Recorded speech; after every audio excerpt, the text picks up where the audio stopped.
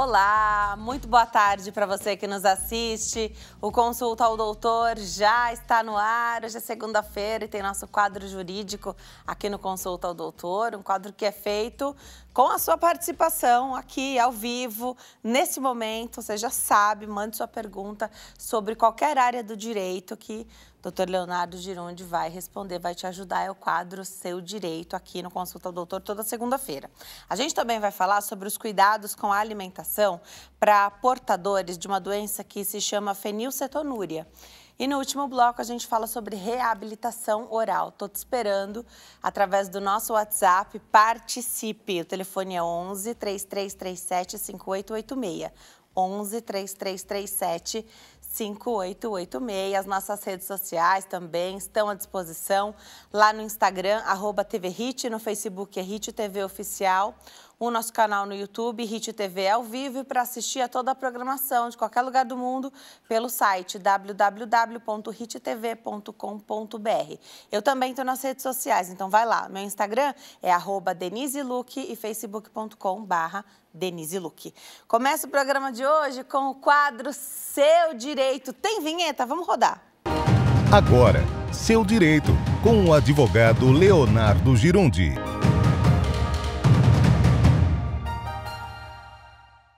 Esse quadro é o nosso queridinho aqui do Consulta ao Doutor, para começar a semana já esclarecendo as dúvidas sobre direito. Nosso convidado é o Dr. Leonardo Girundi, ele é advogado. Doutor, que bom, sempre uma alegria, um prazer ter você aqui. Privilégio meu estar aqui na sua sala e ouvir e na sala de tantas pessoas ao mesmo tempo, né? Isso é um privilégio.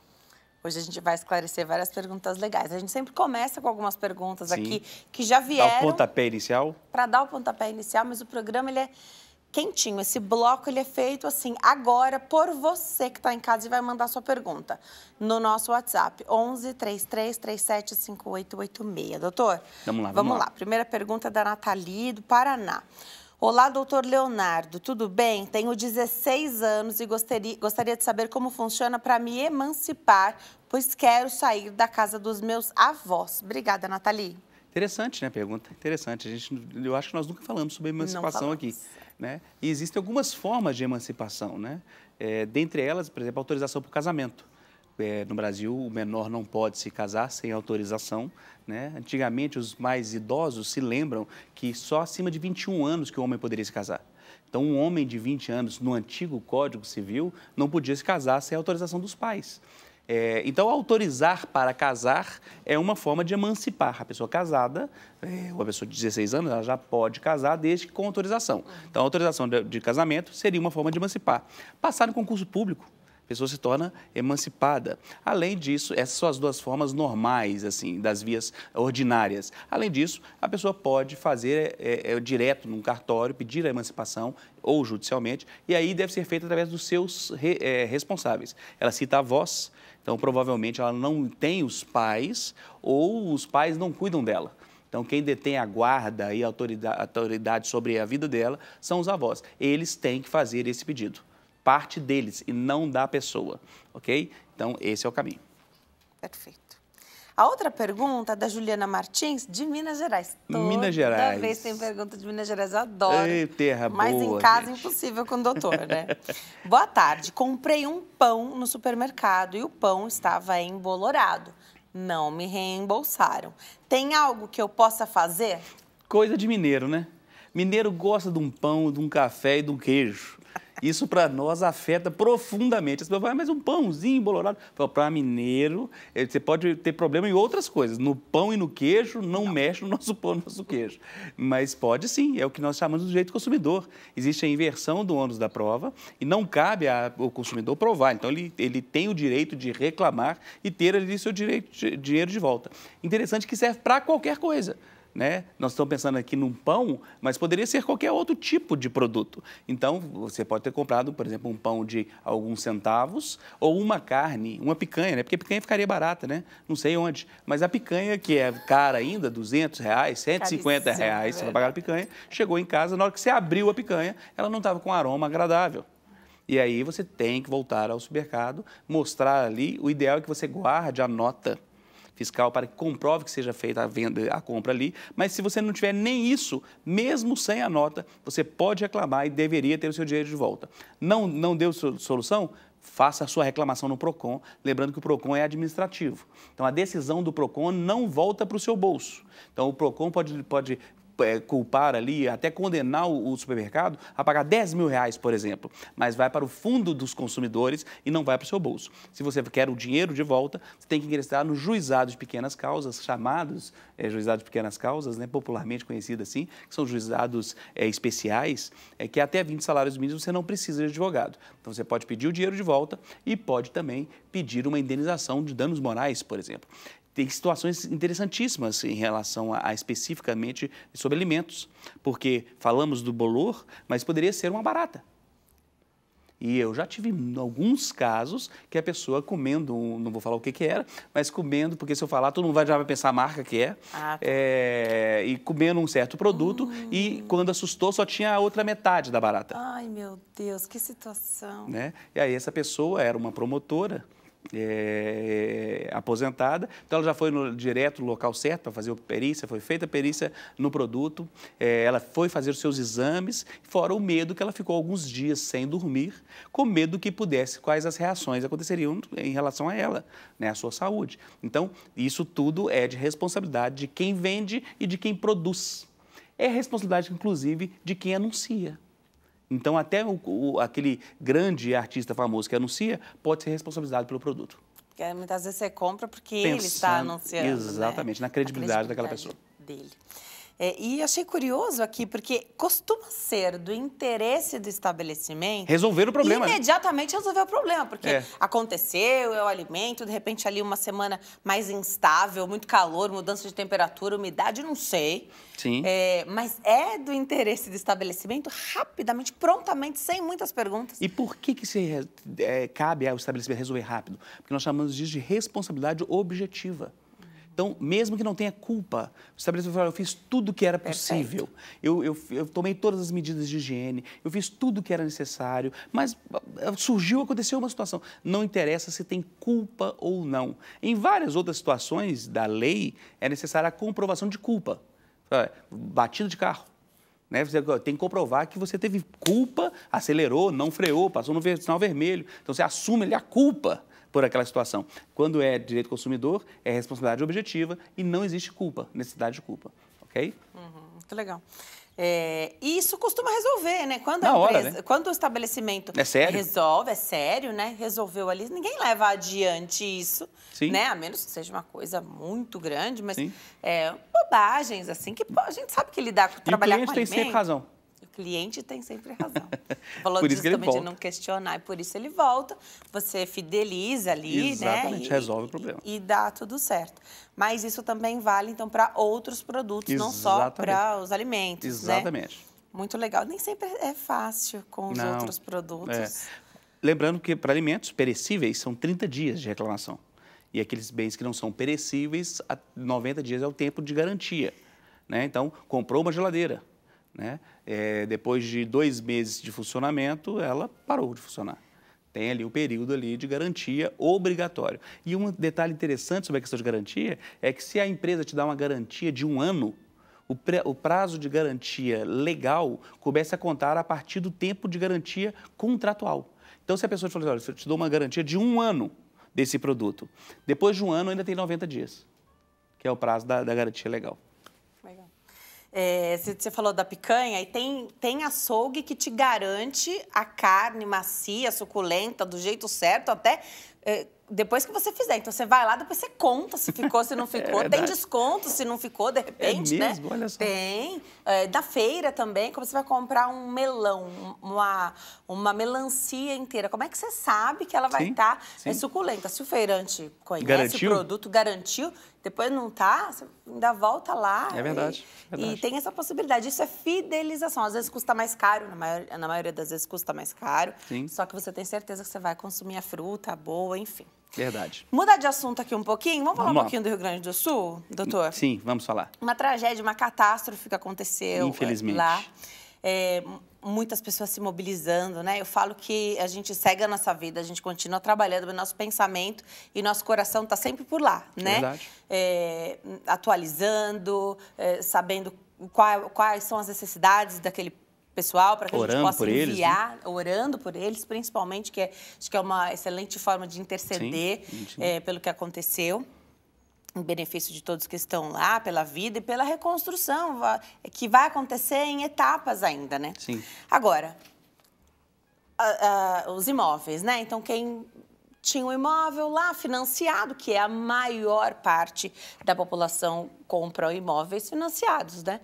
Então, você teve a perda do seu imóvel e o boleto continua chegando. Sim. Eu queria falar sobre isso. Tem algo que possa prever ou aliviar de algum jeito? Na pandemia houve uma possibilidade aí de ter um respiro nesse sentido financeiro, que também é algo, né? Que daqui a pouco a tragédia completa um mês. Então, sim, os boletos vão continuar chegando. Então, primeiro eles vão chegar no endereço que provavelmente não vai conseguir entregar. Sim, em muitos casos, né? Mas hoje a gente consegue pegar o boleto por outras vias. Queria que você falasse um pouquinho sobre isso. Primeiro, registrar o nosso sentimento, né? É a tristeza do nosso coração de ver nossos irmãos, tantas igrejas, tantos amigos sofrendo por esse momento que tem passado lá no Rio Grande do Sul. Então, registra aqui o nosso sentimento e continuamos orando por vocês para que Deus abençoe e que haja paz e que haja restauração nessa terra. Vocês são fortes, tenho certeza que vão passar por essa dificuldade também, se Deus quiser. Mas as contas continuam chegando, os boletos continuam chegando. E lá em Minas a gente fala, nem sempre aquilo que é ruim não pode piorar, né? Então, você já perdeu sua casa, muitas vezes você perdeu os seus parentes e ainda chegou uma conta para você pagar. Quer dizer, já está ruim, só está piorando, né? Então, é triste. E você citou muito bem, eu te falo que você é quase advogada, falta pouco. Vou falar na ordem para te admitir diretamente. Mas porque você lembrou da lei especial da pandemia. Foi feita uma lei especial da pandemia exatamente para gerar essa flexibilização. Inclusive, estendo aqui os meus cordiais sentimentos aos advogados, porque 90% dos advogados são unipessoais, trabalham sozinhos nos seus escritórios. Então, ele que atende o telefone, ele que varre a sala, ele que limpa o banheiro, ele que vai ao fórum, ele que faz a audiência, ele que atende o cliente, ele faz tudo. E ele vive da advocacia, ele não tem salário de ninguém. E lá a justiça está fechada. E a justiça fechada significa que não tem nenhum advogado recebendo nada. O juiz continua recebendo, o servidor público continua recebendo, mas o advogado vive da audiência. Se ele não fez aquela audiência ali, não foi feito um acordo, ele não está recebendo os seus honorários. Então, você pega uma classe como a advocacia, deve estar passando um aperto assustador com esse momento que as coisas estão fechadas, né? Então, são muitas histórias e complexas. Então, isso só é possível de ser solucionado com a intervenção do poder público. Nós elegemos deputados, vereadores, senadores, governantes, governadores, prefeitos, pensando nisso. É alguém que possa te representar e te defender neste momento. Se eles não estão fazendo isso, é a hora de se anotar o nome dele no caderninho e fazer um risquinho assim em cima do nome. Ou então, fazer um joinha lá na frente e falar, olha, eles estão pensando na gente. É necessário a intervenção estatal para que haja alguma mudança. Por que isso? Porque as obrigações, elas não são, muitas delas, transmitidas ou transferidas. Por exemplo, quando a pessoa compra uma casa, muitas vezes faz o seguro ali daquela prestação. Normalmente, os seguros para carro, para casa, tem a previsão de não pagamento em caso de acidentes, situações climáticas. Então, se tem lá a previsão de não pagamento, você imagina, a frota toda do Rio Grande do Sul acabou. Adiantou alguém ter seguro? Ninguém vai receber da seguradora. Aí você vai falar, é um absurdo a seguradora fazer isso, mas então sempre pensar que é um contrato, tem que ter um equilíbrio. Se todo mundo for exigir que a seguradora pague tudo neste momento, ela quebra também. Porque ela não tem como ela prever alguma coisa que são desastres naturais. Então, por isso que normalmente os contratos têm essa previsão, né? Então, tem muitas situações e cada um desses casos é específico. IPTU, por exemplo, continua chegando. Né, tem a obrigação de pagamento. Então, deve ser flexibilizado. E eu imagino até demorando algumas situações nesse sentido para existir essa flexibilização. Então, cada caso é um caso bem específico. O aluguel, né? Então, na época da pandemia, por exemplo, existiu uma enxurrada de ações. E é o que eu acredito que vai acontecer lá no Rio Grande do Sul.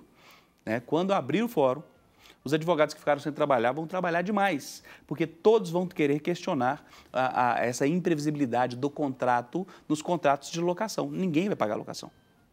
E todo mundo vai questionar judicialmente. Então, isso vai chegar no judiciário e será necessário uma intervenção para que haja uma solução. Porque senão serão sentenças individualizadas, mostrando o seguinte, olha, seria impossível, a loja estava fechada, está inapta à utilização, não tinha luz. Como é que era um frigorífico, você falou da carne, como é que ele ia vender carne se não tinha energia, chegava lá, não tinha como ele entrar na loja. Então, aí você pega lojas de shopping, né? A água chegou lá na loja de shopping, o aluguel, a pessoa que pagava o aluguel dentro do aeroporto. O aeroporto é fechado, ele não pode trabalhar, como é que ele vai pagar o aluguel daquele local? Então, isso tudo será levado para o judiciário para questionar. Eu entendo que esta pessoa que deixou de pagar ou vai deixar de pagar tem como questionar essa imprevisibilidade no contrato, tá? E suspender esses pagamentos, porque o nosso Código Civil prevê situações como essa. Você pensa, mas e o despejo? Essas pessoas já estão desalojadas. Sim. Elas inclusive, talvez elas não tiveram nem tempo de pensar sobre isso ainda, né? Isso. Porque estão fora de casa, tem tantas perdas, né? Que muitas vezes não teve tempo ainda de pensar nessas situações. Muita coisa.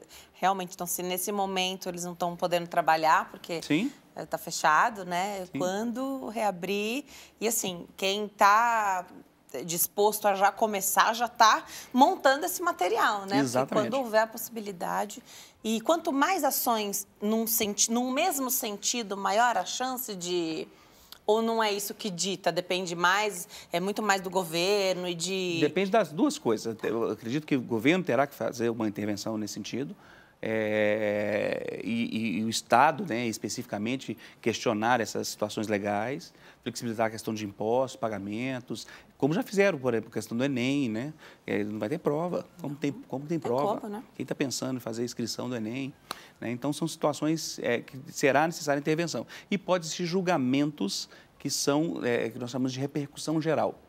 Pode chegar a um julgamento desse, por exemplo, numa Corte Superior, no Supremo, e esse julgamento definir todos os entendimentos daí para frente. Temos vários casos nesse sentido. Inclusive, muitas vezes, o Supremo ainda, nem mesmo quando chama, muitas vezes não é chamado para repercussão geral. Ele não deveria entrar em todos os assuntos, mas de vez em quando eles entram até naqueles que eles não são chamados. Mas, nesse caso específico, devem ser chamados para especificamente tratar de um assunto, por exemplo, de locação, e essa decisão pode entrar para todo mundo. Legal. Tem perguntinha do público? Vamos colocar na tela? A pergunta chega através do nosso WhatsApp. Vamos ver o que chega para nós agora. Henrique, de Praia Grande, no litoral de São Paulo.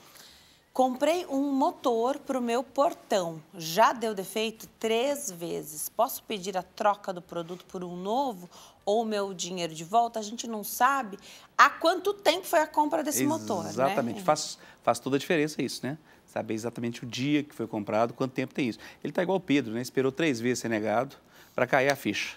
Então, depois de 3 vezes, ele percebeu que o negócio não vai funcionar.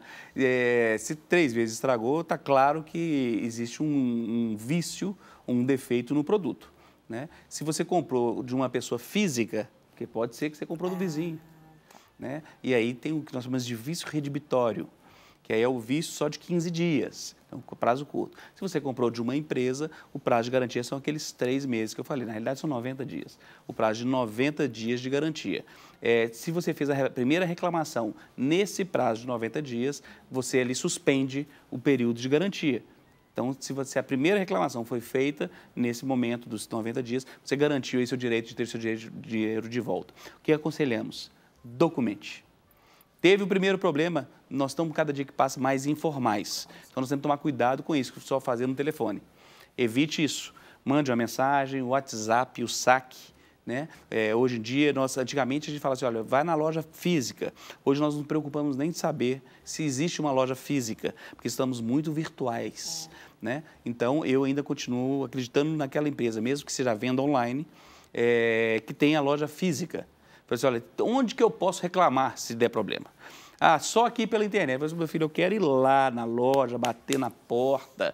Eu espero que eu não tenha que ir, mas se tiver, qual que é o endereço? Então, certifique-se disso quando for comprar. E quando acontecer o problema, mande pelo menos um e-mail. Porque o e-mail tem ali a data, o dia, documente aquela situação. E todas as vezes, infelizmente, você terá que ser chato. Todas as vezes que der problema, mande um novo e-mail questionando isso tudo e crie esse histórico de problema. Número do protocolo, a gente tem que anotar mesmo? Não. Não necessariamente, Não né? necessariamente. Porque o número está cada vez mais longo, né? Exatamente. Quase que cria uma forma de você não decorar nunca, né? Saber você nunca. Você tem preguiça de anotar mesmo, porque é muito longo, né? Então repete, volta. Não precisa. Não precisa. Você não precisa daquilo para provar que aconteceu um atendimento. Perfeito. Aquilo facilita encontrar para registro interno. Tá bom. Tá? Mas, porque você fala assim, olha, eu já liguei aí, já fiz um protocolo X. Então é mais fácil para a empresa saber quem que é. Mas só que você vai falar do contrato, você vai falar do CNPJ, do seu CPF, daquele endereço. Não é possível que tem tantas coisas naquele endereço dentro daquela empresa que está prestando serviço. Né? Então, protocolo é só mais um documento. Se for possível anotar e guardar, é bom. Mas não significa que você perdeu o protocolo, que você perca o seu direito. Hoje a gente compra tudo pela internet. Quase tudo. Quase. E as compras pela internet tem o tal do direito de arrependimento, 7 dias depois da entrega ali do produto na sua residência. Eu queria que você falasse um pouquinho sobre isso. Num caso como esse, então, um motor do portão que a gente só vai saber se está funcionando, se é bom ou não, quando a gente instala, né? Sim. Então, primeiro, você vai ter que abrir a caixa, aí eu acredito que tem que ter um pouquinho de cuidado, porque se tiver que devolver, a caixa deve estar íntegra. Mas alguns lacres... Tem que abrir tudo. Você tem que abrir tudo, tem que instalar, você pode fazer isso com cuidado, mas... instala e tal. Sabe por que tem o prazo de arrependimento? Porque no nosso direito, é diferente, por exemplo, do direito americano, que você troca o que você quiser sem explicar por quê. Né? Você chega e fala, olha, eu não gostei e quero de volta o meu dinheiro. E eles te dão o seu dinheiro. Aqui no Brasil não existe isso. Você não pode trocar nem, teoricamente, de numeração do produto. Você comprou, no Dia das Mães, uma roupa para a mãe, não serviu, a loja não é obrigada a trocar, a não ser que ela tenha te oferecido esse serviço. Ela ofereceu, estava lá na porta falando que faria isso, então é diferente, porque ela te ofereceu, prometeu, tem que cumprir o que prometeu. Primeira situação é essa. Agora, em relação à compra da internet, por telefone, da televisão, por que tem 7 dias, então, para mudar de ideia? Porque você não está vendo o produto. Você não pegou o produto.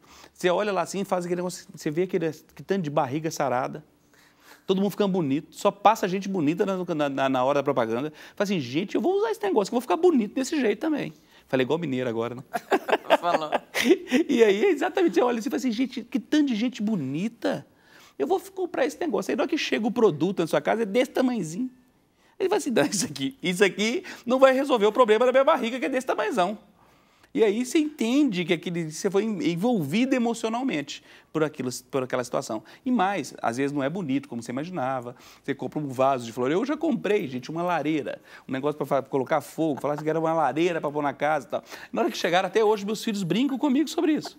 E eu fiz questão, eu conto isso para você ver que não é só você que passa vergonha, eu também passo lá em casa. Comprei a lareira. E a lareira era desse tamanhozinho.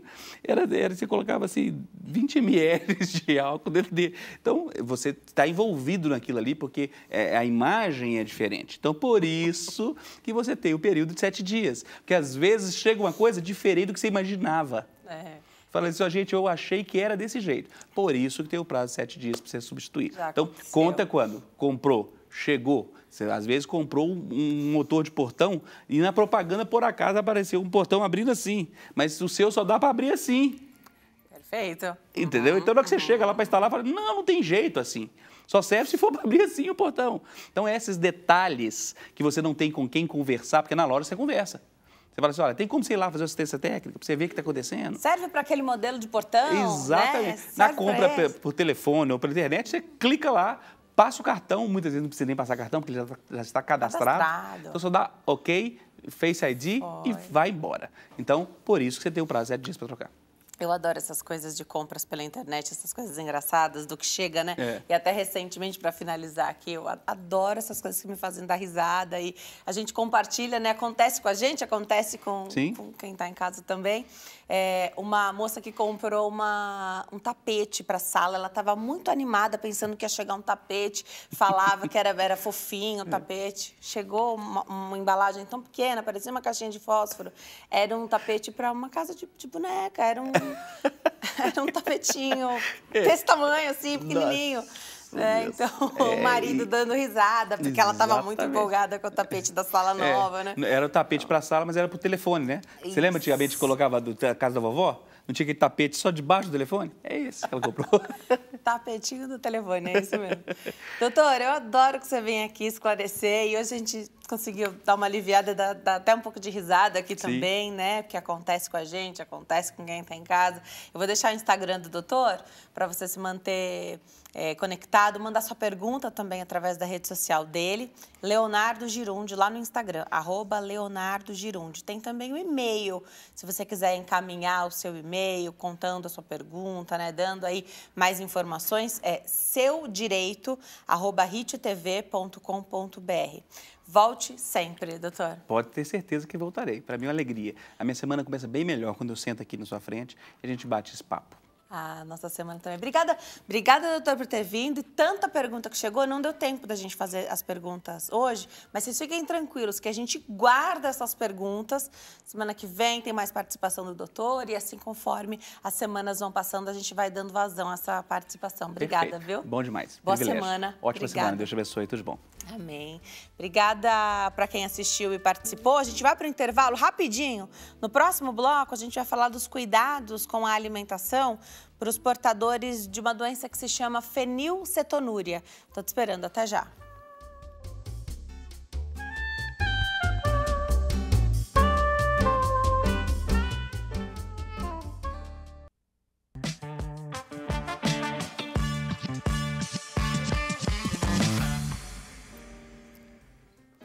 Nós estamos de volta hoje falando sobre os cuidados com a alimentação para os portadores de fenilcetonúria.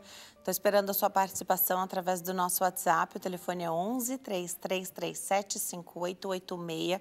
Eu tenho aqui à minha frente a doutora Ana Rita Ferreira, nutricionista. Doutora, obrigada por ter vindo. Uma alegria te receber aqui. Eu que agradeço. Vamos falar um pouquinho, então, o que é essa doença fenilcetonúria e lembrar para quem está em casa se essa é uma das doenças contempladas pelo teste do pezinho, Sim. né? Sim. A fenilcetonúria é uma doença genética rara, então a pessoa nasce com essa doença.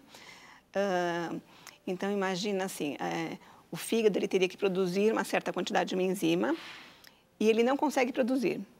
Então, há um acúmulo dessa fenilalanina, que é como se fosse uma bolinha de um colar. Então, imagina um colar de pérola, o colar é a proteína, uma dessas bolinhas é um aminoácido chamado fenilalanina. O fígado não consegue produzir essa quantidade suficiente para quebrar essa fenilalanina e é um acúmulo dessa fenilalanina no corpo. Esse acúmulo é tóxico, então ele pode causar lesão neurológica. Por isso é importante o teste do pezinho. Quanto antes diagnosticar, já começar a tratar o mais rápido possível, para evitar qualquer sequela. Ótimo. E aí, lembrar do teste do pezinho, né? O teste do pezinho é um exame feito muitas vezes ainda na maternidade, mas há a possibilidade de fazer nos postos de saúde, só que tem uma data, tem um prazo, né? Tem um prazo, no máximo, o 5º dia útil, entre 48 horas de vida do bebê até o 5º dia, 5 dias depois que ele nasceu, né? Então, o bebê tem que estar alimentado ou com leite materno ou com alguma fórmula infantil para poder realizar essa coleta. Então, já tem que ter mamado. Um exame super fácil, super simples de fazer, é de graça, tem as ampliações desse teste, mas isso está sendo cada vez mais falado, né? Não basta só ampliar, porque essa talvez fosse a parte mais simples do processo, mas uma vez que você amplia, então você gera gratuidade para mais, para contemplar essa triagem de mais doenças, não basta ter o exame com o resultado, a gente tem que dar o suporte para aquele resultado, né? Então, pensar, o Brasil inteiro. Por isso que, às vezes, esse processo acontece de maneira heterogênea, né?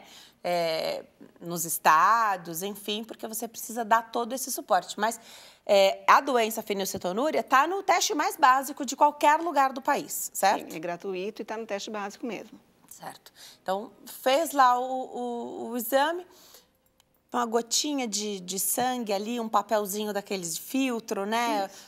As pessoas que vão colher esse exame sempre super cuidadosas, né? Sempre com o bebezinho ali tão pequenininho. Então, tá tudo bem, tudo tranquilo, a gente tem que fazer.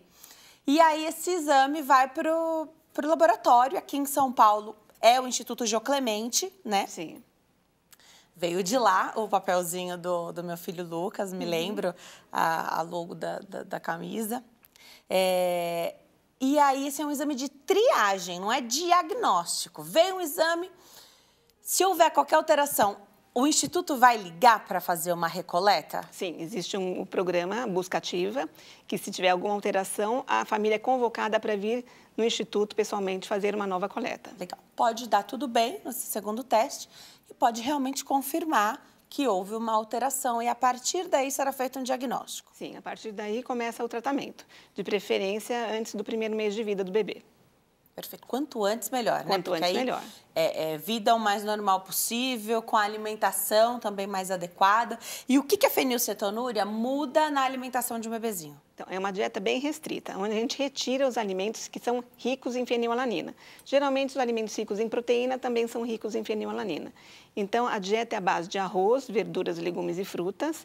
E a gente exclui da dieta todos os alimentos de origem animal.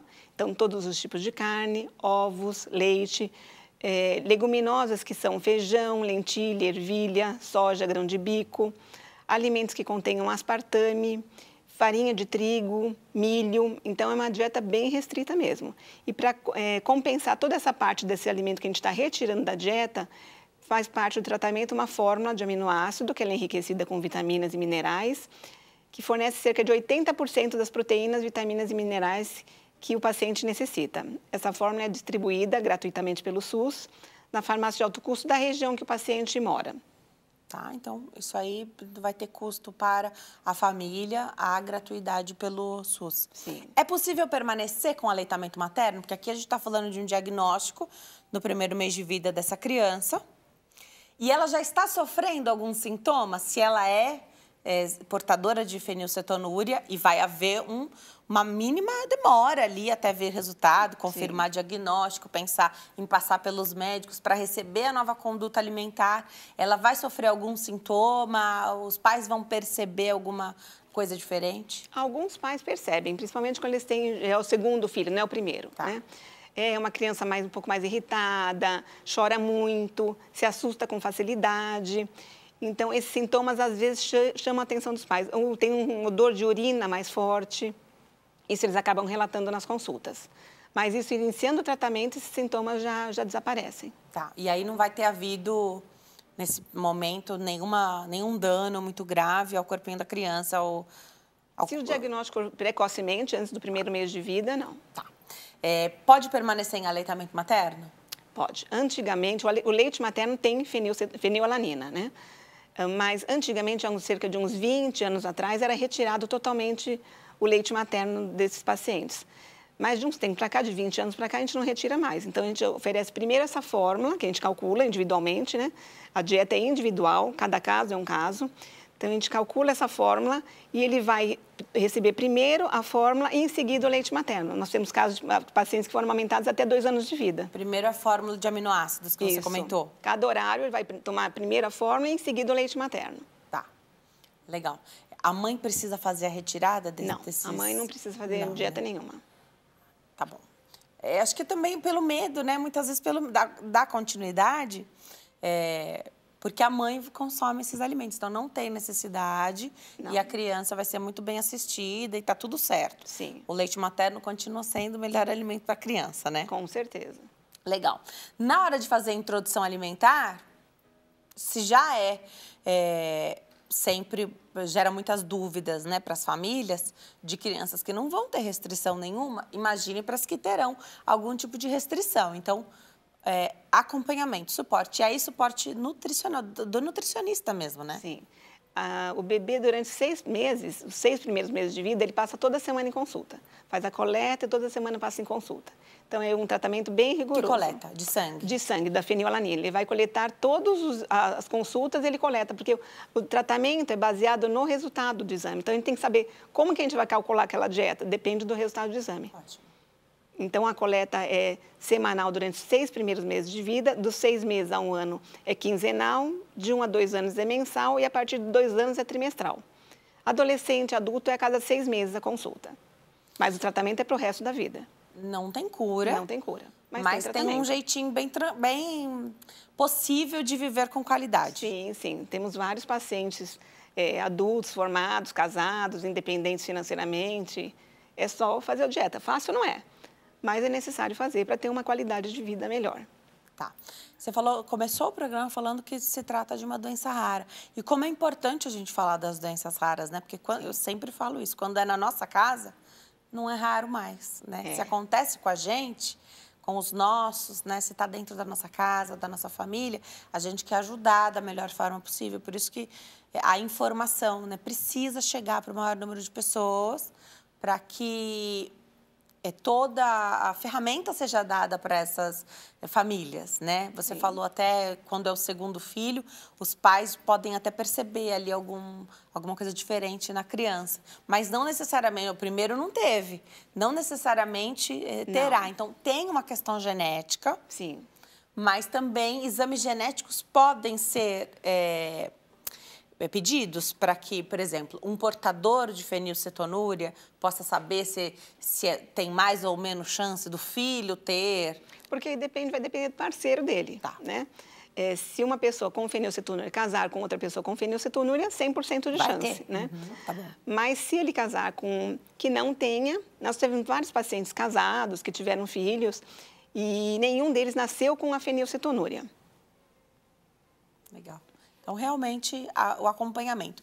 E o acompanhamento, ele vai acontecer, claro, sempre com o nutricionista. O nutricionista vai ser grande parceiro dessa família, quando ainda é uma criança, e depois desse adolescente, desse adulto, vida toda, né? E qual outro especialista? É um endócrino? Sim, nós trabalhamos em equipe. Tá. Então, a equipe tem endócrino, pediatra, nutricionista, psicóloga e assistente social.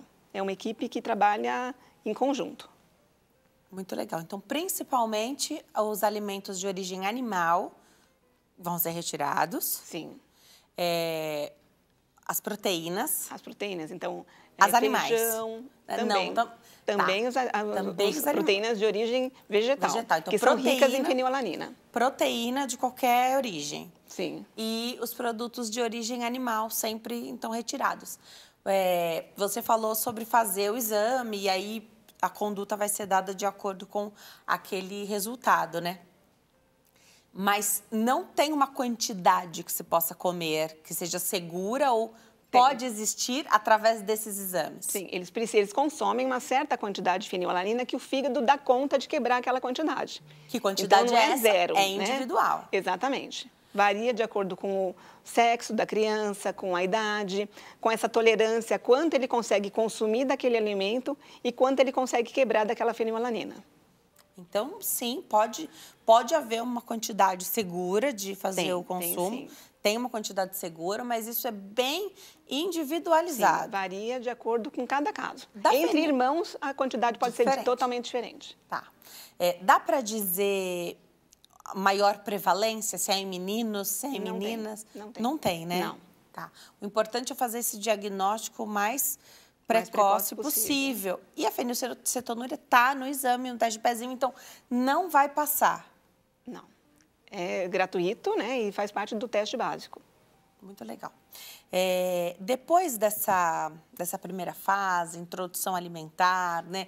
Até para as crianças que não têm nenhuma restrição muito específica, a gente já tem uma preocupação, né? Com açúcar, né? Então, até os 2 anos de idade não é para dar açúcar para criança, né? Nenhum tipo de doce, assim, com açúcar refinado. E eu fico imaginando como é, então, a vida dessas famílias que têm uma restrição que não é só por um capricho meu ou... Não pode dar. Como que é essa parte educacional mesmo? Como é que você costuma orientar os pacientes para que eles possam levar essa informação? Que assim, não é que eu não quero que dê, não pode consumir para a escola, não pode haver uma troca, um engano, né? Ah, mas a criança ficou com vontade, ela pediu, então, quando cresce, né? Como é esse passo? É um dos passos mais desafiadores? Como é que você entende isso? É bem difícil mesmo, porque muitas vezes os avós, por exemplo, ficam com dó, acham que só um pedacinho pode, né? Que não vai fazer mal. A escola, às vezes, acha que é frescura, a vizinha acha que é frescura. Então, é um grande desafio isso. Entre os pais também pode haver a mãe que fica com dó e dá e o pai não dá, então tem essa intriga. E para os adolescentes também é muito complicado, porque eles querem fazer parte do grupo, eles querem ser aceitos, eles não querem ser diferentes. Então, diferentes em nada, né? E para essa alimentação que é tão restrita, então, por exemplo, se eles vão numa lanchonete, eles não podem comer o hambúrguer que está lá, né? Eles vão poder comer o quê? Refrigerante, a batata frita, e só, mais nada do que está lá. Se vão num shopping, numa praça de alimentação, não tem quase nada para eles comerem, a não ser, geralmente, o quê? A batata frita e o refrigerante, não tem grandes opções no mercado. É uma grande dificuldade que existe para fazer o tratamento, porque aqui no nosso país não tem alimentos como bolachas, pães específicos no mercado, à venda, como tem assim para diabetes, para celíacos, né? Que a gente já encontra. Para fenilcetonúria, não. A gente só tem aqui um único lugar no Brasil que produz, que é lá no Instituto Jô Clemente, na cozinha que a gente tem, que é uma cozinha especial, que prepara alimentos destinados para esse público, e que esses alimentos eles não têm, então, nenhum tipo de leite, né, de ovos, de trigo, e serve não só para essa população, como para quem tem alguma outra restrição, por exemplo, quem tem alergia à proteína do leite de vaca, quem tem intolerância à lactose, doença celíaca, que não pode consumir o trigo, até para vegetarianos e veganos também pode ser indicado esses produtos. Então, realmente, acaba sendo um passo difícil aí de acostumar com a alimentação. E o que você percebe? A família costuma também, de repente, mudar a alimentação ou não? E o que você recomenda, né? Porque pensar aqui em pacientes diabéticos ou obesos que estão fazendo algum tipo de reeducação, uma dieta especial em casa. É muito ruim quando a sua comida é separada. Sim. Né? A gente orienta não isolar o paciente, né? E desde cedo ensinar a criança. Então, por exemplo, essa bolacha é sua, essa daqui não. Esse é o seu pão, esse daqui não. Para ele saber a diferença, porque ele não vai estar sempre lá cercado com a família. Ele vai em excursão de escola, ele vai viajar com os amigos, ele vai brincar na casa do vizinho. Então, ele tem que, desde cedo, começar a perceber essa diferença. A gente tem paciente de 2 anos que já sabe, que ele percebe. E quando ele está em dúvida, ele não aceita. Ele, às vezes, pega e traz para a mãe. É para a segurança da criança, né? Exatamente. Às vezes você quer ajudar, você vê uma criança, de repente, passando mal, ela fala que está com fome, você vai querer dar qualquer tipo de alimento para essa criança, né? Não é seguro. Deixa eu entender aqui, não seguir o tratamento, não seguir as orientações, não tomar essa fórmula que você falou para os bebezinhos, depois eu vou querer saber como que é isso nas demais fases. O que acontece com a criança? Esses níveis que a gente monitora de fenilalanina vão ficando cada vez mais altos, porque eles têm um certo nível de acordo com a faixa etária. E esses níveis altos vão sendo tóxicos para o sistema nervoso. É como se fosse intoxicando o cérebro. Então, a criança começa a ter dificuldade na escola, dificuldade para aprender a ler, escrever, fazer cálculos. Fica uma criança mais agitada, agressiva, que não dorme bem, pode ter tremores de mão, muito irritada. Então, tem um atraso no sistema neuropsicomotor. Então, pode acontecer convulsões, podem acontecer alterações na pele, como se fosse eczema. Então, tem uma série de alterações que acontecem, quadros psiquiátricos. Então, vamos dizer que um paciente ele fez a dieta direita até os 30 anos. Aí, depois, ele resolve que ele não quer mais fazer. Com 30 anos, ele já tem um sistema nervoso formado, só que ele pode ter sequelas psiquiátricas, síndrome do pânico, depressão, esquizofrenia. Então, as sequelas, independente do momento da vida, pode acontecer. O mais grave vai ser na infância. Quanto mais cedo, então vai ser mais grave. Depois o sistema nervoso central está formado, pode ter essas sequelas psiquiátricas. Que também é super grave, Sim. né? Tá, então o ideal é não fazer o que não pode. Precisa de alguma identificação? A gente sabe hoje que algumas... que eles falam das deficiências invisíveis, né? Então, tem um cordão, e aí há até questões de polêmica. Tem gente que quer ser visto dessa forma, tem gente que não, né? Então, vale a pena, carteira, por exemplo, né? Então, de repente, você tem até um sangue, um RH ali mais difícil, um tipo de sangue. As pessoas, às vezes, colocam num cordãozinho, na carteira, né? Você vai abrir ali, aconteceu um acidente, sua carteira está ali. A primeira coisa a pessoa vai abrir para te identificar, né? Registros de saúde no celular. Vale a pena fazer esse tipo de registro? Essa informação é importante? Então, se eu sou portadora de fenilcetonúria e eu passei mal na rua, você é hospitalizada, internada, precisa saber dessa informação? Precisa, porque se ele for ficar internado, ele vai precisar de uma dieta, né, específica. E o hospital não recebe essa fórmula. Então, o paciente vai ter que levar de casa. Algumas mães, elas colocam na carteirinha no RG, quando vai fazer, coloca que tenha fenilcetonúria, né? Mas o cordão, assim, não. Tá, perfeito. Da alimentação, a pessoa vai saber. Alguma restrição medicamentosa? Não. Tem alguns antibióticos, principalmente, que tem o aspartame, que tem a fenilalanina. Mas, dependendo do caso, da doença, precisa ser aquele antibiótico, mesmo então, com a fenilalanina. É o risco-benefício, né? É melhor tomar e tratar aquele problema, porque vai ser um período de dias curto, né? Do que não tomar. Mas até é uma questão medicamentosa, né? Sim. E quem tem fenilcetonúria fica mais suscetível a ter algum outro tipo de doença ou condição que te chega à memória agora? Não. Não, né? Não tem nenhuma alteração na imunidade. Não tem nenhuma alteração na imunidade. Eles podem tomar todas as vacinas, então não tem nenhuma alteração. Essas são perguntas que devem chegar bastante também, né? Tem, sim. Pode sempre tomar as vacinas, então pode, é legal saber disso. A doutora falou da fórmula com os aminoácidos, então, que vão representar 80% da necessidade ali. Isso, das proteínas, vitaminas e minerais. Isso, e a fórmula que essas crianças devem tomar.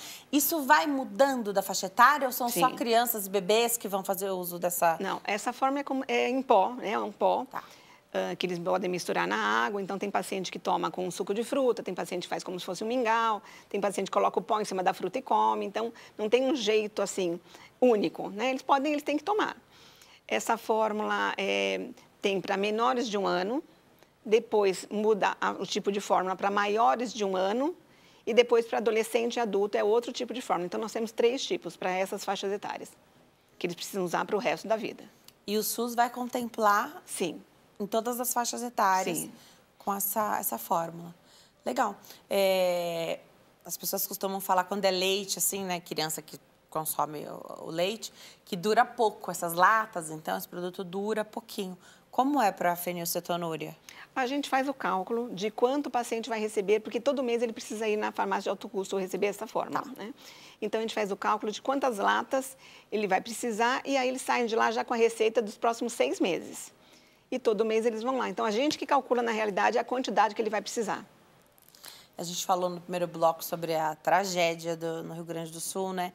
Então, lembrar que até esse serviço, então, da farmácia, isso pode estar prejudicado lá, né? E dos pacientes que podem ter fenilcetonúria ou qualquer outra condição e doença rara, né? Que precise também dessa fórmula, desse alimento. Muito legal poder falar sobre isso. Eu vou deixar o Instagram, @Instituto Jô Clemente. @Instituto Jô Clemente. O site é ijc.org.br, ijc.org.br. Tem o telefone que é 11 5080 7000. 11 5080 7000. E o YouTube, o canal é Instituto Jô Clemente IJC. Você encontra o canal por lá, doutora. Muito obrigada por ter vindo, adorei te receber aqui. Claro. Como essa dieta é muito restrita, né, e não tem esses alimentos disponíveis, macarrão, biscoito, né, farinha, para fazer disponível no mercado, a gente tem esse projeto que chama Divina Dieta, que esses alimentos são fabricados lá. A gente tem mais de 50 tipos de alimentos, tanto doces como salgados.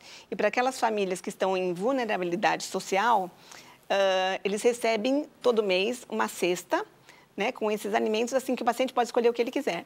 E a gente tem doadores, pessoas físicas ou jurídicas, entre eles o Instituto Helena Floresval, que nos ajuda muito. E então, para ajudar não só na inclusão social, né, na escola, vai numa excursão, numa festinha. Então, isso daí ajuda muito no tratamento. E isso é importante, né? Porque não é difícil, as igrejas têm esse papel de oferecerem, por exemplo, cestas básicas para as pessoas que estão ali em situação de vulnerabilidade, mas não há nas nossas cestas básicas, conforme a gente pensa, né, e conhece uma cesta básica, não há preocupação com as doenças raras, né? Como a fenilcetonúria. Então, é preciso fazer um cadastro, é preciso estar, de algum jeito, vinculado ao Jô Clemente? Como é que funciona? Para pacientes que são atendidos lá no Jô Clemente. São pacientes que são atendidos no Jô Clemente. Nós temos em torno de 100 pacientes atualmente recebendo essa cesta. E aí depende de doação, né? Pessoas físicas ou jurídicas, que podem, quem estiver interessado, pode entrar em contato com esses canais. Esses canais aqui. Para fazer essa doação. Obrigada, viu, doutora? Eu que agradeço. Volte sempre, é muito bom te conhecer e falar sobre esse assunto. Obrigada. A gente dá bastante importância para as doenças raras aqui, porque a gente se sente responsável por levar essa informação. Não é porque é raro que a gente não vai falar. E conforme eu comentei aqui no começo desse bloco, quando acontece na nossa casa, a gente não quer saber se é raro, raríssimo. A gente quer receber a orientação, a informação e o suporte que existe, porque se está contemplado no teste do pezinho, está da responsabilidade ali de oferecer todo o suporte médico, multidisciplinar e tudo isso. Obrigada, viu? A gente vai para o intervalo. No próximo bloco, o bate-papo é sobre reabilitação oral. Estou te esperando. Até já.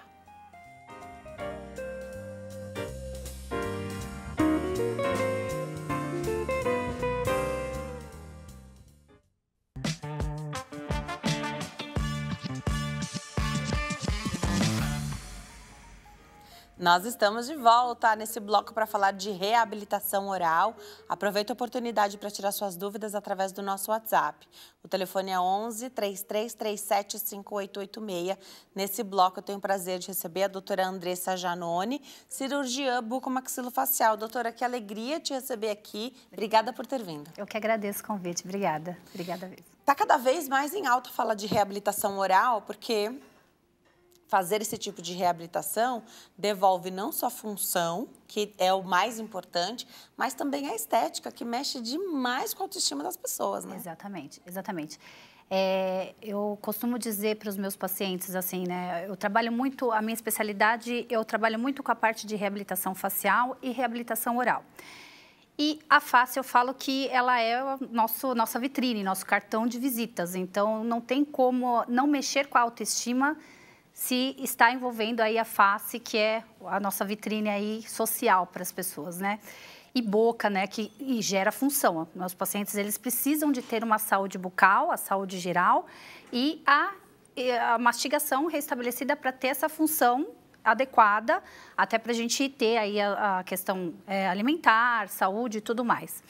E a parte de reabilitação oral que eu trabalho, assim, é toda a parte de reabilitação com implantes, né? Eu falo que hoje a implantodontia, ela evoluiu muito dentro da área odontológica e a gente consegue restabelecer, às vezes, pacientes que usam aí 25, 30 anos de prótese total, que tem aí uma dificuldade mastigatória e aí entra a socialização também, aquela prótese solta, o paciente não consegue sorrir adequadamente, não consegue, às vezes, sair para um almoço.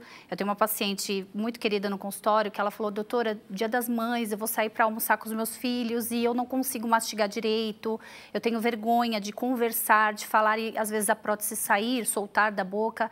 Então, a parte da reabilitação oral com implantes hoje, eu falo que ela não é só também a questão estética, que é muito importante, mas está muito relacionado com a questão funcional, porque o paciente ele tem essa devolução, essa segurança para poder socializar, para sair para almoçar com a família ou com amigos e conseguir mastigar de forma adequada e também conversar, né, socializar, enfim, de uma forma que não precisa ficar o tempo todo ali com a mão na boca, sorrir, né, com aquele sorriso mais tímido que eu falo. É uma área que eu gosto muito de trabalhar. E hoje, que a gente tem a expectativa de vida aumentando cada vez mais, então a gente tem pessoas vivendo a 8ª, a 9ª década de vida, utilizando as próteses móveis. Exatamente. E por muito tempo se questionando de, será que é para mim? Será que eu também posso? Mas será que pela minha idade vai ser ok de fazer ou não? E aí, assim, às vezes 10 anos atrás a pessoa já tinha essa dúvida. E tá aí, viveu esses 10 anos e vai viver os próximos 10. E com que qualidade, né? Exatamente. A expectativa de vida realmente está aumentada, né? A gente recebe muitos pacientes da terceira idade no consultório e, como eu te disse, pacientes que usam aí, às vezes, a mesma prótese móvel aí há 25, 30 anos. Que a prótese nem dura tudo isso, né? Nem, não. Então, ela está desajustada. Exatamente. Ela não está mais segurando como estava antes, às vezes está machucando essa boca. Exatamente, exatamente. E hoje, muitos mitos dentro dessa área de reabilitação com implantes, a gente consegue, na verdade, desmistificar, né? Esclarecer para esses pacientes. Eu trouxe alguns modelinhos aqui porque eu gosto muito de ser lúdica com esses pacientes. São pacientes que vêm de uma geração que não tinha tanto acesso à informação como hoje nós temos com a internet. Então, são pacientes de mais idade que a gente acaba tendo que mostrar de uma forma mais lúdica, né, para esse paciente entender. Como que vai ser? Eu vou me acostumar, eu uso há 25 anos uma prótese móvel, que eu tiro para higienizar. Eu vou me acostumar com uma prótese que agora é fixa na boca, que eu vou conseguir... Como que eu vou higienizar essa prótese? Então, eu gosto de ser bem lúdica durante a minha consulta ali com esses pacientes. E dentro da implantodontia, dentro da tecnologia que a odontologia hoje vem se transformando aí, a gente tem muita tecnologia que favorece para que o paciente tire essa pulga atrás da orelha de, será que o implante serve para mim? Será que eu tenho aí 70 anos, 80 anos, eu tenho idade para fazer um procedimento cirúrgico, colocar os implantes? Então, nós hoje temos implantes que suportam cargas imediatas, né? Se fala muito carga imediata. O que é carga imediata? A carga imediata nada mais é do que colocar a prótese apoiada sobre os implantes ali em 24 horas pós a instalação dos pinos, que são os implantes que vão apoiar ali aquela prótese.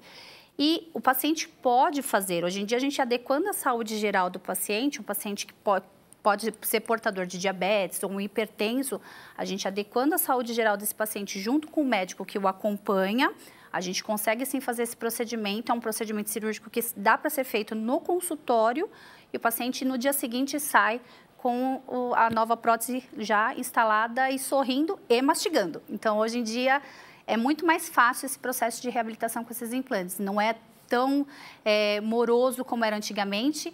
E aqueles mitos de, eu vou perder meu implante ou eu preciso fazer enxerto e esse enxerto vai demorar para poder pegar e pode ser que não pegue. Hoje em dia, a gente consegue fugir desses processos longos, trabalhar com implantes de ancoragem, que são implantes longos, que a gente consegue colocar essa prótese para o paciente sair mastigando e sorrindo. Então, se o paciente tem um almoço no domingo, na quinta-feira ele está com a prótese em boca bonitinho para ele poder ir lá e socializar tranquilamente, sem grandes restrições. Você falou dos implantes, né? Então, o implante é o parafuso, é o que vai dentro, é o que a gente depois não vai enxergar mais. Isso.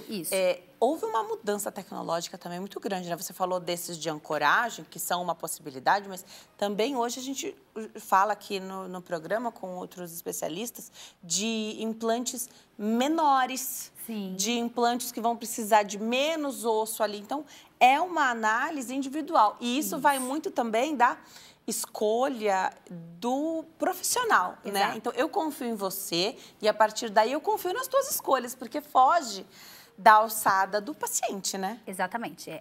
Cada paciente ele é analisado de forma individual.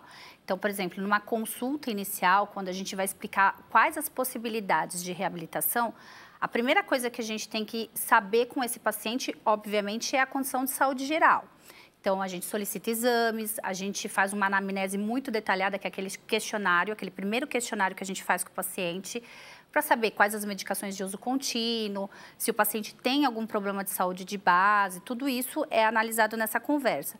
A partir daí, a gente solicita os exames que a gente julgar necessário, tomografia, exames de sangue, e, se necessário, também a gente conversa com o médico que acompanha esse paciente para entrar aí numa conversa, numa discussão clínica ali, para saber se alguma medicação a gente precisa suspender antes ou qual a medicação que a gente pode agregar para esse paciente passar por esse procedimento cirúrgico bem. O ideal é que a cirurgia é a colocação do pino, como você disse, né? O implante, que pode ser de diversos tamanhos, a gente tem várias técnicas hoje, mas essa questão de análise do paciente é muito importante.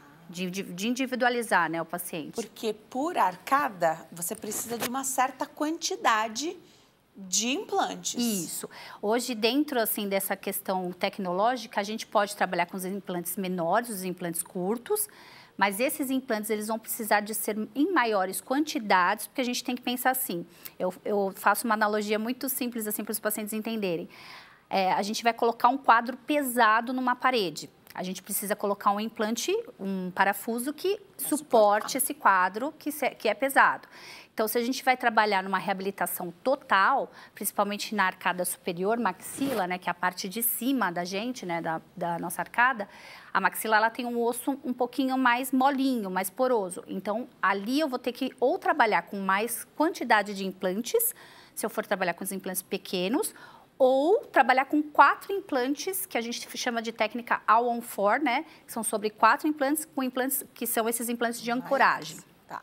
Aí a gente consegue distribuir. Então, são questões de técnica. Mas para o paciente isso não vai dar diferença nenhuma. Porque alguém pode pensar assim, mas esses implantes mais longos, imagina ficar uma coisa desse tamanho dentro da boca. Você não vai perceber nada. Não percebe.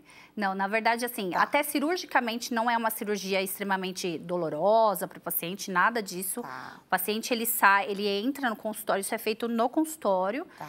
Né? O paciente, ele sai do consultório, a gente pede, lógico, que o paciente vá acompanhado para dar um suporte, né, tudo. Mas o paciente, ele não fica debilitado com o procedimento cirúrgico. E sendo implante pequeno ou sendo implante longo, isso daí, na verdade, o resultado final é o mesmo. É chegar na prótese fixa para o paciente ter o conforto e a estética restabelecidos. Tá. Essa cirurgia, você falou que é, então, um procedimento cirúrgico, feito no consultório. Hoje, dá para fazer o menos invasivo possível? Quais são as tecnologias que a gente tem hoje para lançar a mão?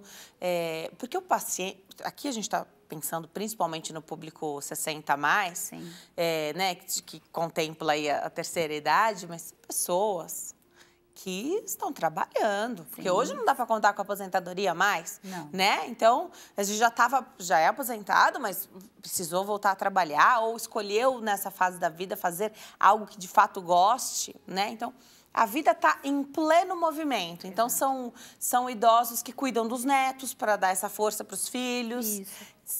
Tem essa coisa muito jovem, estão com essa situação bucal comprometida nesse momento, mas querem ficar muito bem. Não dá tempo de ficar um tempão recuperando. Assim, é quase vida normal. Dá para ter? Dá. Hoje em dia, a gente tem a tecnologia dos implantes guiados, né? Como que funciona a tecnologia? O paciente, ele passa por um procedimento de um escaneamento bucal, isso pode ser feito ou no consultório ou no centro radiológico, e é feito todo um planejamento baseado no exame do paciente, para que sejam colocados esses implantes sem que o paciente passe por grandes intervenções, grandes cortes na boca. Então, a cirurgia guiada hoje em dia, seja para os pacientes de mais idade ou até para aqueles casos unitários, tudo, ela é assim uma realidade muito estabelecida hoje dentro da odontologia, dentro da implantodontia, e favorece muito nesse aspecto de o paciente sair do consultório com o mínimo possível de cuidados pós-operatórios, assim, são casos que dá para trabalhar muito tranquilamente o paciente voltar à sua rotina sem grandes pós-operatórios, digamos assim, sem ficar inchado, roxo, nada disso. Então, a cirurgia guiada hoje já é uma realidade muito estabelecida na odontologia. Agora, para quem já usou 20, 25 anos a mesma prótese móvel, mesmo estando desconfortável, grande chance dessa pergunta chegar até você, que é, doutora, dá para usar essa prótese velha que eu já tenho para colocar esse protocolo, conforme você chamou? Não, não dá. Eu posso mostrar aqui? Pode, por favor. Ó, na verdade, eu trouxe até um modelo porque a diferença principal, na verdade, da prótese protocolo, né, que é 100% fixa sobre implantes, é que ela é menos volumosa do que a prótese, vou mostrar ali, isso, do que a prótese móvel, que é aquela prótese que pega até o fundo aqui da gengiva, né? Que a prótese móvel, na verdade, ela é uma prótese estabilizada por sucção. Então, na hora que o paciente encaixa, ela é mais volumosa. A borda dela é volumosa, né? Isso, exatamente. E a grande vantagem, na verdade, da prótese protocolo em relação à prótese móvel... O céu da boca. É o céu da boca. É isso, na verdade, que traz a qualidade de vida para o paciente na questão da degustação dos alimentos. Porque na prótese móvel é artificial também esse céu da boca. Exato.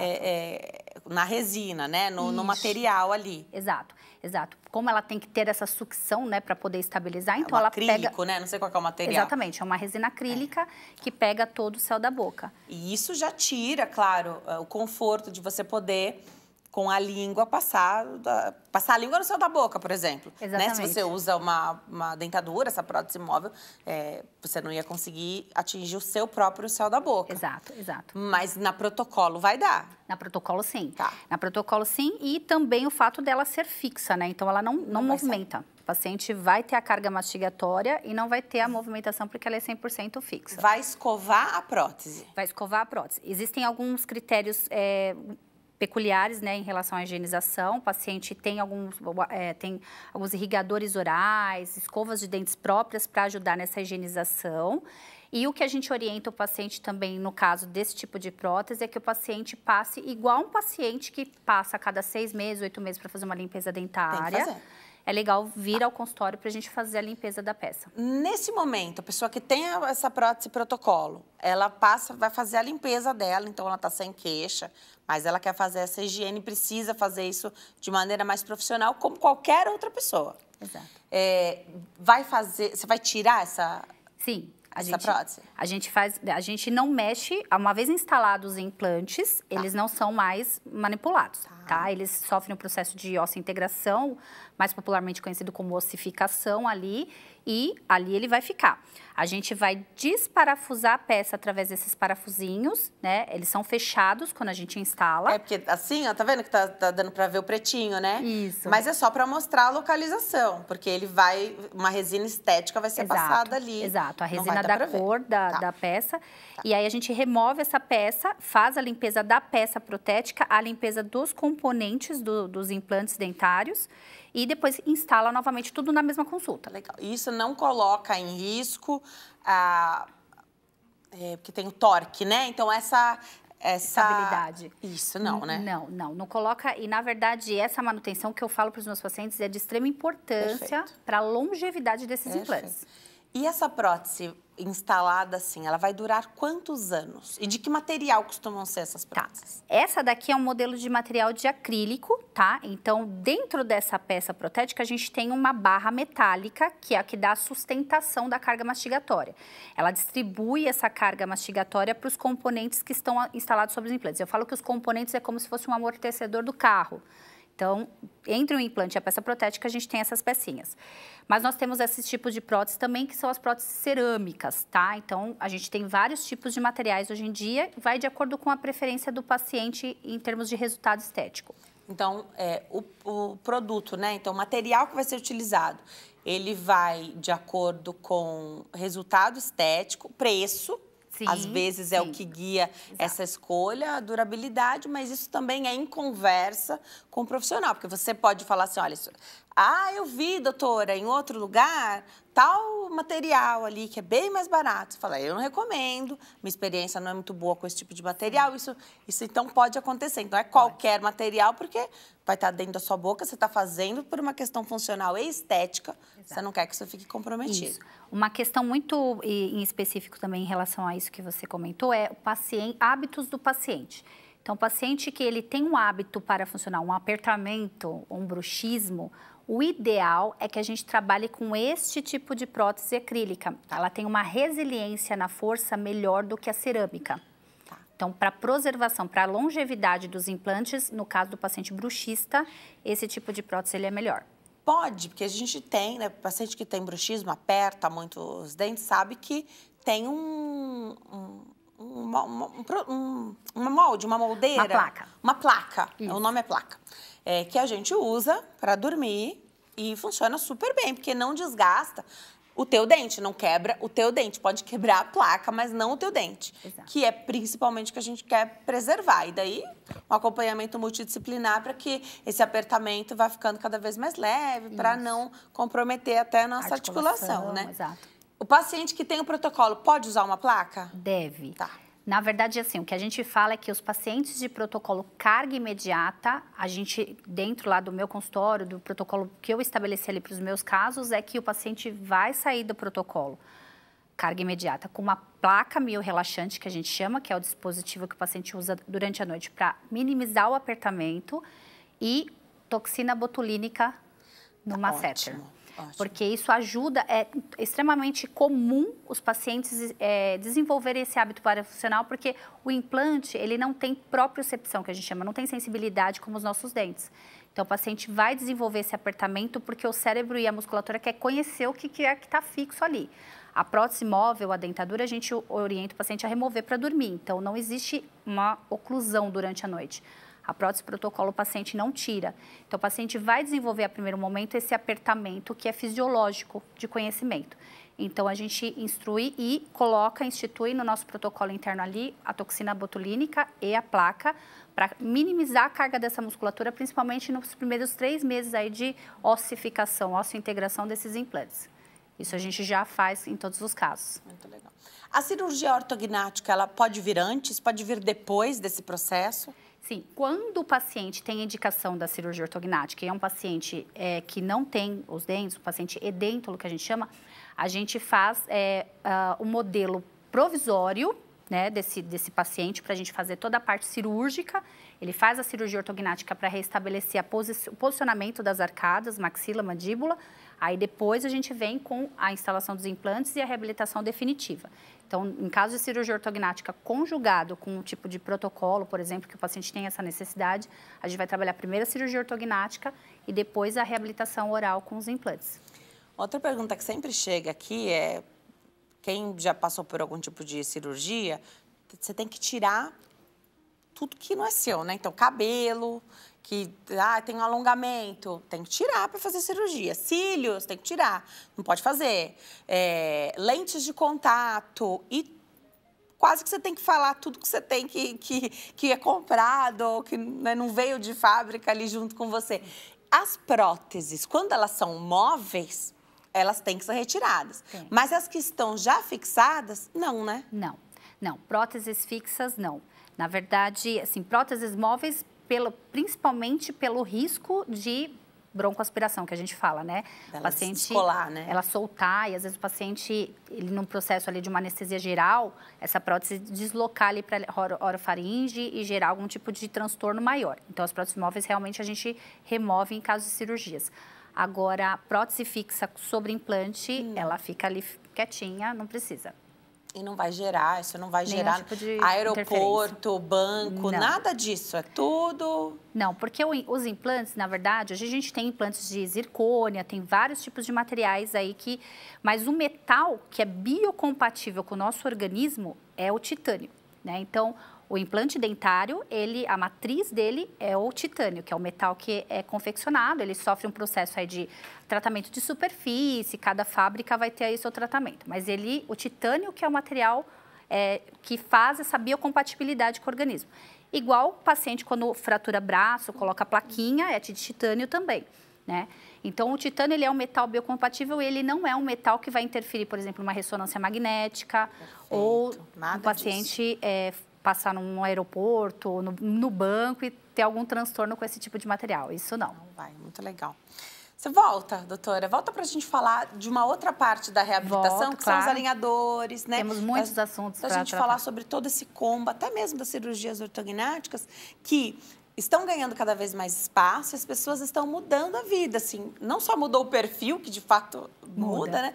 Muda a vida, a fisionomia da pessoa, né? Muda. Então fica tudo no lugar certo. Isso. Volte. Falando rapidamente sobre a cirurgia ortognática, que você comentou, assim, a gente fala que a cirurgia ortognática, ela realmente muda a vida. Porque toda a questão funcional envolvida e envolve muito mais coisas do que a gente imagina, a parte respiratória, roncos, apneias durante a noite, que interferem em várias outras questões do nosso organismo, né? Do nosso sistema imunológico e tudo mais. E muda também a parte social e a parte do paciente de se aceitar. Então, é muito bacana. Eu gosto muito da cirurgia ortognática. Vou deixar seus contatos. Lá no Instagram é @dra.andressajanone. doutora.andressajanone. E o telefone WhatsApp é 11 97859 1172. Doutora, volte sempre. Obrigada, viu? Muito obrigada, eu que agradeço. Obrigada a você que escolheu começar essa semana coladinho aqui conosco. Uma excelente semana para nós. Fique com Deus e até amanhã. Tchau.